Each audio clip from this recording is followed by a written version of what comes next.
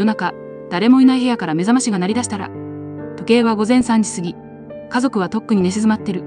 でもリビングからピーピッと聞き覚えのある電子音。目覚まし。誰か起きる予定だったっけ？そもそもその音、もう使ってない古い目覚ましのはず。おかしい。あれは数ヶ月前に壊れて捨てたはず。それでも音は止まらない。しかも、どんどん大きくなっていく。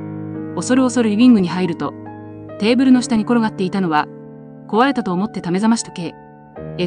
これ動くの？てか誰がセットしたの？それ、兄ちゃんのごっきり仕込みだったらしいよ。忘れてたって。マジでビールからやめろって。